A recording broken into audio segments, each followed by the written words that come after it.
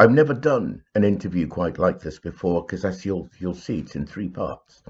I had to redo the beginning of the interview, and continuity freaks will realize that here I don't have a tie on, but in the interview I'm wearing a tie. But the reason is that we had some technical problems and there was an internet outage while I was going live talking to Juliana Gloffieux in Accra. But she proved to be such a riveting raconteuse that I couldn't cut the interview as abruptly as I did, as you will see in this, which is part one of the interview. So bear with us, because next Tuesday I'm going to record the end of the interview when we speak with Alex, Aaron Lawson, who is the programs director for the Girls Excellence Movement. This is a program about giving our girls the chance of equality in our lifetimes in Africa. Here's a story. I was once told by an army officer friend from the Royal Military Academy at Sandhurst that when you get into war theatre, you may discover a multiple-headed enemy. There's only one solution, he told me. You first target the head or heads that think, then the others won't know what to do. The issue with equality for young girls in Africa puts one in a theatre with a hydra or multiple-headed problem. The majority of Ghanaians, 51%, are women. The country is young. 0 to 14s form 37%, and 15 to 24s form 18.6% of the population. Together, they are more than half of the nation at 56%. So, young people are the very pulse of Ghana, and remember, more than half of them are female. The picture across the continent is not much different. The World Economic Forum says there are 10 main causes for gender disparity anywhere in the world, and you can't fight them all at the same time. So today, I'm going for the twin heads that drive and lead to the disparity of women. The first is sexism, which when institutionalized becomes entrenched economic disparity, and educational and training disparities, which feed the false narratives like, oh, she's a woman, she can't do it, which are used to justify sexist behavior. I've been impressed by the bold, hard-hitting cards published by an emerging non-profit NGO called the Girls Excellence Movement.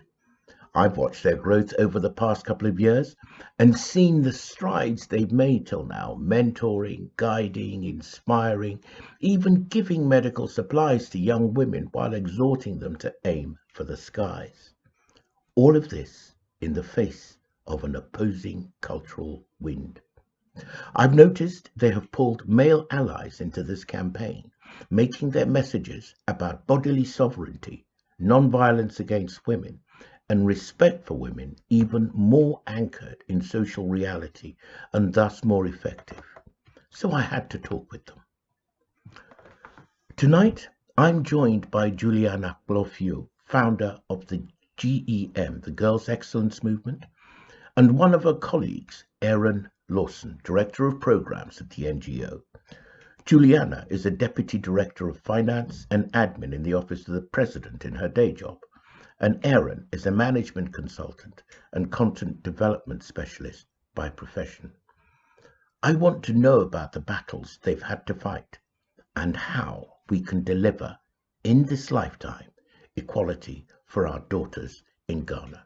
Here's the first part of the interview.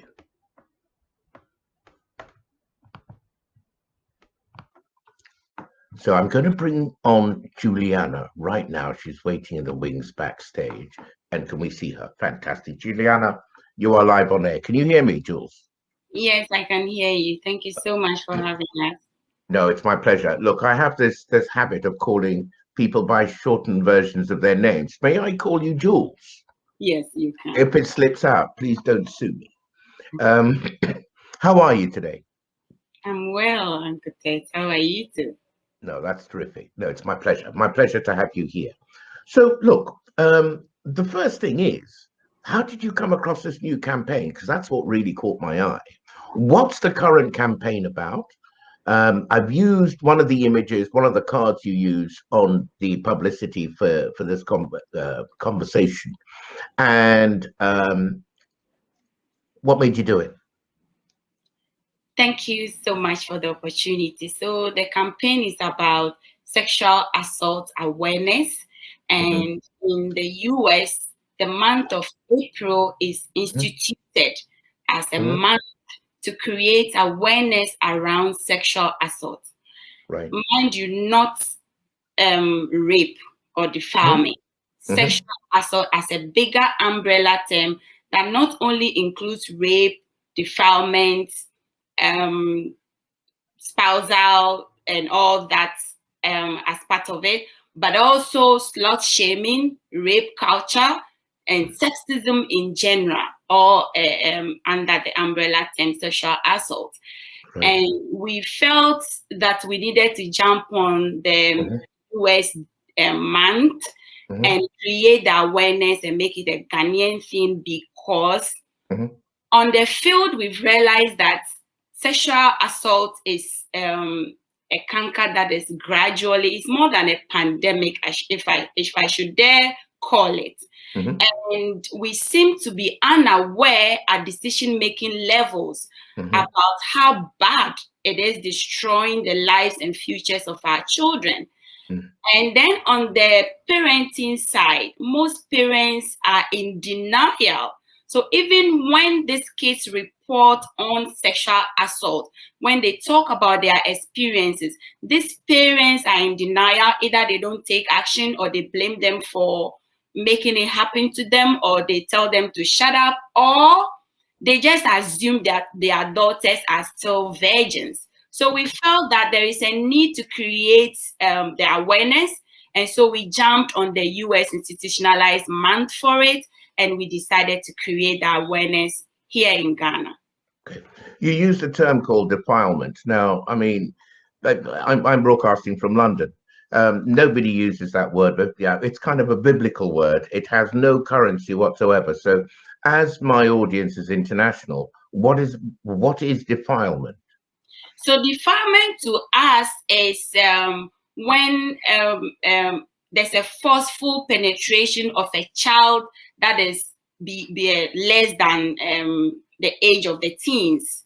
So let's say a 6 month less than the age of consent. Yes, the age of consent, exactly. So let's say a child of 6 months is penetrated forcefully. That is defilement. That is not rape. But when a girl of 18, which is the age of consent in Ghana, when a girl of 18 and a girl of the age of consent in any other country is penetrated forcefully, then that is rape. Got it. So defilement is penetration of underage children, and then rape is the forceful penetration of someone who is at an age to give consent. Lord. How is the campaign going? I mean, how are people reacting to it? We've had varying reactions. Some not necessarily surprising, but you still like, oh, really?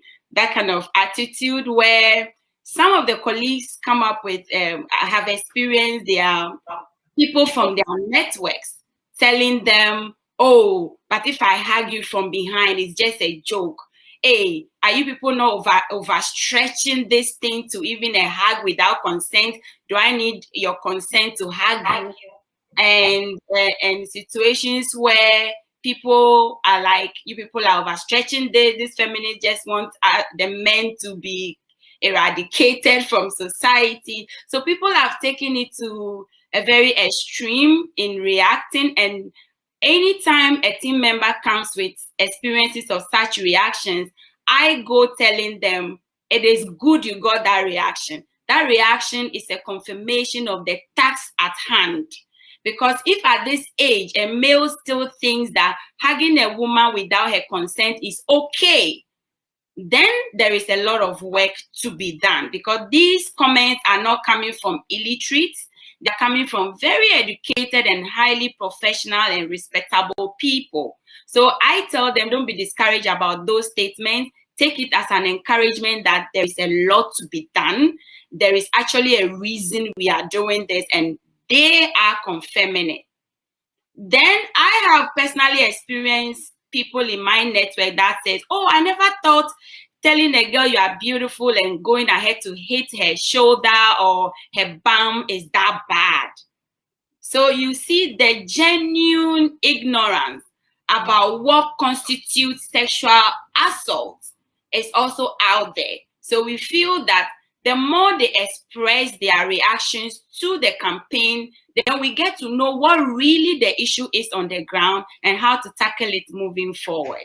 I mean, everything you said so far shows that for some reason, and I'll ask you why you think that is so, men, even educated, quote unquote, cultured men, don't have a sense of the boundaries which are appropriate for women. Yeah. And let me ask you why you think that is so. Please be completely frank here, because until we tell the truth, we don't know, as you said, we don't know what problems we're looking at. I have two theories for why that happens. One is rooted in parenting. Men don't know boundaries, and they vehemently fight against boundaries because we did not program them, train them, teach them as boys to respect boundaries. We made it okay as boys for them to disregard boundaries. So they actually grew up into men who have no boundaries, and they don't think women should have boundaries because, again, parenting, we teach them that the woman exists for you. The woman exists to serve your purpose. The woman exists for your enjoyment. If I should put it that way, and I have a story, about that statement, which is the woman existing for the man's enjoyment. So once we raise them that way, they grow into men who don't know any better. Then two is religion. When they grow and they get exposed to education and other cultures and materials on gender and issues surrounding it, they still have an excuse created for them in religion, where you have religious doctrines that actually provide a grounding for this disregard for female boundaries, for this disregard as we see it, which leads to sexual abuse and assault and every other thing that affects a woman's holistic development. So it is one, religion, and it is two, parenting. Then when I talked about religion or parenting saying that the girl exists for the boys' enjoyment. Explain that. I remember during my wedding, my wedding to my ex-husband, during the wedding, the officiating minister who was officiating the marriage said something for me to repeat. And at that time, I repeated it because I thought it was funny, or that's what was required to marry. I grew and I knew better, and now I do better. But at the time, he goes like, wife, wonderful instrument for enjoyment, which is WIFE. The W meaning wife, and he made it, his explanation for it was wonderful. The I meaning instrument. The F meaning for enjoyment. To my husband. So on my wedding day, I was to say, I, Juliana Amakrofia, I am a wonderful instrument for enjoyment. Now, moving into the marriage, when my ex-husband will cross boundaries and I'll try to draw his attention, he will tell me, didn't they tell us in church that you are a wonderful instrument for my enjoyment? I'm gobsmacked. I'm genuinely gobsmacked. Religion. Right. Yeah. Right. Okay. So what's somewhat problematic is that, I mean, I had a mum. Every man has a mum. Yes. These days, we don't have immaculate conception anymore. But even with immaculate conception, every man has a mum. Why don't mums who have been the victims of this sort of treatment teach their sons to be more human towards women, more respectful towards the lives of women? Thank you. I used to hold the view that as women and as people who bring men into the world and groom them into what they become, we held the key to parenting them differently and turning them into what we want them to, holistic men who make life comfortable for everyone, coexist peacefully and equally with everyone. Then as I became a parent, I noticed that the African adage that it takes a village to raise a child is actually true. I'll give you an example, again, a story where my second child, at the time he was just 5 years old, he went to school and came back. His cousin, who was 2 years older than him, they were having a discussion about what they want to do on career day. His cousin goes like, I want to be a doctor, so I want mommy to buy me doctor clothing. He goes like, no, you can't be a doctor, you can only be a nurse. He was 5. And that was a language that wasn't in the home I was raising him in. So I got curious and I asked him, where did you hear that from? Why do you think Bless cannot be a doctor? He goes like, Bless is a girl. And teacher says that Bless is a girl and girls can only be nurses. I said, wow, which teacher said it? He mentioned the teacher. So the next day I was in the school and I went straight to the principal of the school. And I talked to her and she said, oh, the teacher in question was an old lady, so we could understand that she was teaching them from what she knows from her era.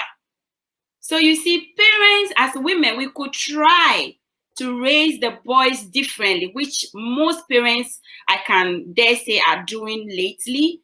But then society as large needs to change for the effect we really want. Another example is when you are teaching the child at home about equality, that the girl is equal to him. Then he goes to school and the social studies textbook tells him that the girl is supposed to receive visitors and bring water to wash their hands at the table while you sit and welcome the visitors and talk about business with them. Gender roles. Social studies textbook is saying that in school. Then no matter what that mother, that open mother, that progressive mother tries to do at home, it's still going to be inadequate because society at large is still influencing that child differently. Then I go to school. So I've talked about parenting at home, then education system, then religion. Then they go to the church and Sunday school teaches them that the man is the head, the woman is the neck, or the woman is a helpmeet. The woman is only there. The woman is not supposed to have an aspiration. She's only there to help the husband meet his aspirations that are supposedly ordained by God. So now that child whose mother is very progressive is now torn between 3 different ideologies or concepts. Which way do they go? I'm staggered. Thank you very much. I mean, you speak so eloquently about all of this. One of the things I've noticed is that I've seen this campaign that you've done, and I'm quite a big Facebooker, so I've shared 1 or 2 of your posts. And can I tell you what I find? Please do. I have to say that most of my male friends are pretty much like me. We share a lot of values in common.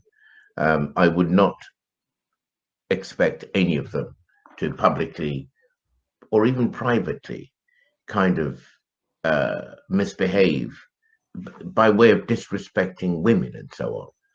But when it comes to public expressions of values as to how we should treat women, my experience has been is that if I put out a Facebook post, say about your outfit, about Jem, or I noticed that one of your flashcards is particularly powerful. I think I did one post and collected 3 of them together, and I said, "Take a look at this, guys. This should stop you dead in your tracks." Not one man, not one man friend. I have 1,500 friends on Facebook, so I mean, it gives you some kind of degree. In fact, and I'll be frank about this. It was, I think, one of my English British friends was a person who commented and then shared it, but I don't even get any comments. So I've noticed that on some of your flashcards you present men, and I'm like, wow, how did Juliana do that? Because the people who are doing the behaving are men. Until you can get men involved with this thing, you can scream and shout all you like. I mean, they'll just think, people can ignore it. People can be abusive. People can can try and ridicule you, and so on and so forth. Until you get men involved, you're on a hiding to nothing. So how did you get the fellas to connect? The fellas. So in planning, Aaron has been a fella on the GEM board for a long time. And so we planned, and after him, we've had a lot of men. We did not deliberately go out looking for them to come and be part of GEM. I don't know how they get moved by what we do. And then they just hit me and say, I want to be part of this. And we say, okay, come on board. And they come, and they are very committed in their own ways in trying to push the agenda. Now, on this campaign, we didn't have Aaron leading it. We had a female called Jembuki leading it. And when we got to the independence act, hang on a minute, give her, mention her name properly, because she deserves a big. Yeah, so we had a female named Buki Evans, and a Buki Evans. Yeah, got it. Evans, okay. Buki Evans, and we call her Gem Buki. Inside, it's an inside name, and she was leading the team. Right. So we got to the Independent Act, all female guarded. Then the security gentleman which is the National Security Officer at the Independence Square, got closer to me, and then I told him, "Do you have sisters?" He said no. He had 8 brothers. What do you want to say to these 8 brothers about making the world a safer place for girls? And then he was like, okay, give me any placard to hold. So we gave him one, and I deliberately gave him one that had on it, "Keep your penis in your pants," when she says no. And he goes like, "No, I can't hold this." And I'm like, "Why can't you hold it? I want to know. I'm curious. Why can't you hold it?" He said, "Oh, my friends will make jokes out of it." I said, "Okay, then what do you want to pick? Because we don't want your friends to trivialize the campaign. So choose what your friends will actually react differently to." And he chose what you saw him holding, consent, not force. Right. And then after we took photos of him, he came back telling me, "Oh, I want photos on my phone so I can post it on my status for the motherfuckers." And I'm quoting him. My goodness, I can't bleep that out. But point is taken. Okay. All right. Once he was that punchy with his support. I was like, let's get more men. So when the men get to the ground, we call him to come talk to them. So as we were there, then walked in 4 gentlemen from South Africa. They were tourists in Ghana, and they had come for sightseeing. And then he, together with me, approached them. And 3 of them were instantly willing to do the campaign. 1 was very resistant. But as the 3 were willing and started taking the photos, he reluctantly joined them. And we realized that that was the point I had an aha moment about the male involvement. Once he saw 3 of his colleagues willingly involved, he was willing to tag along. He needed permission. Yeah. The more men we get involved, the louder and more amplified our campaign will be.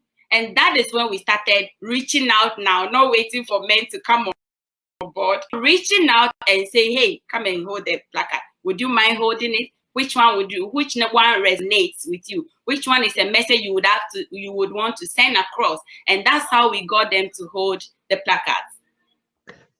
That's really insightful. I'm normally a bit more talkative in these interviews, but what you're saying is just a riveting listen. Let me take you back to the origins of GEM. You're the founder. Yes. What made you start? I mean, what made you get GEM together, and what were your goals? Two things. One, the initial drive was having an organization full of people that would be there for girls in ways that I wanted society to be there for me when I was growing up. Sure. Okay, you've frozen a little bit now in mid flow, which is a shame. Hello, Jules, are you still there?